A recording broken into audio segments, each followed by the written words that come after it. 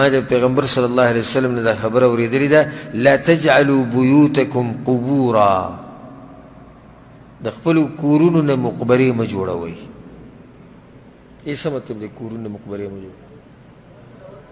قرآن تلاوت پکې کوئ او منځونه کوئ. حدیث کې راځي د دې نه دا مسله راووته چې مقبره د تلاوتونو او د منځونو ځای نه دی. مقبره د تلاوتونو او د منځونو ځای نه دی. او زموږ په دې ملکونو کې د پیر پرست او قبر پرست او د صوفیان او بریلیان او د پیرانو میرانو والا دوی په قبرونو سخت مین دي. او بل اوس مې ویډیو کته او پکې د ملک مشران مو نو دغه د گنج بخش داتا چې ورته وایي داتا ورته دوی وایي نور امداد کوونکی مرسته کوونکی خو الله دی.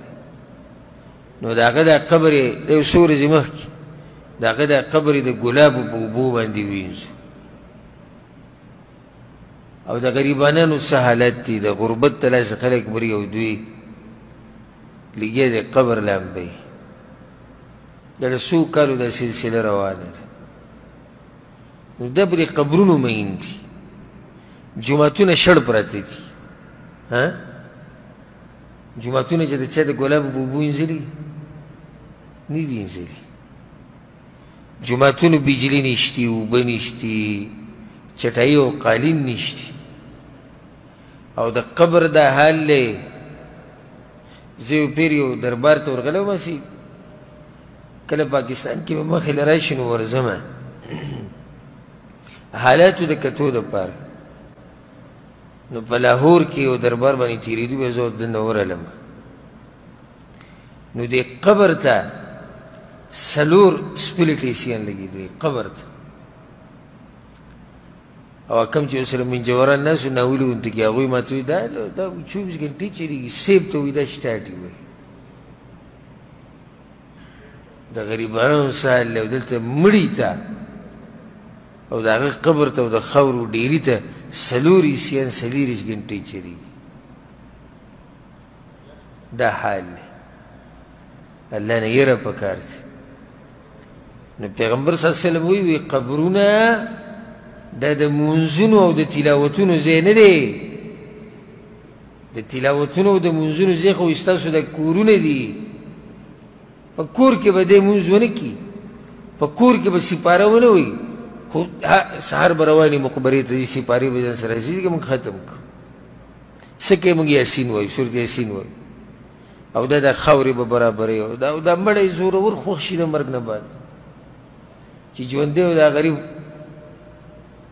قرضه په کار و 100 روپۍ دوله نه ورکوله خو چې مړ شي بس بیا یې څوک پرېږدي نو په اوږه باندې چاته ته ماله راکړه او ته ماله قبر لکه خو دغه سړی و چې ژوندی و غریب په ځمکه باندې را پرېوت او تاسو نه اوچته و بیمار پروت و په کټونو کې چا ورله لاس نه وړلو غریب سوال کو چا ورله څه نه ورکول. نن داسې خوږ شو تاسو ته. دا مطلب دی ولا تجعلوا قبري عیدا او زما د قبر نه وایي میله مه جوړوئ. میله څه ته وایي چې رش پکې ډېرې او چغې چغارې او دا مسلې مخکې تېرې شوي تفصیلا ما بیان کړې وم دې کتاب کې. دلته ما فایده ذکر کړې وه چې ځي راځي خو میله شو نو فایده سره ووته چې د تلو راتلو سره ترې میله جوړېږي نو کې به څه بار بار به نه راځي. کله چې تاسو مدینې ته لاړ شئ نو سنت طریقه دا ده او د صحابه کرامو طریقه هم دا وه. نو لاړ شئ یو پیر دی قبر له یو پیر قبر له ورشه او درود ووایه سلام واچوه په ابوبکر او په عمر باندې بس. او دا سهار هم تله او ماښام هم تله او بیا روزانه د ترتیب جوړ کړی خو میله دغه جوړه شوه که نه ته به کې هر سهار ولاړې زه هم ولاړ یم هغه هم ولاړلی دی هم ولاړ بیا هلته دا جړاګانې او چکې چغارې دې نه میله جوړ پیغمبر صلی الله علیه وسلم وایي داسې به نه کوو.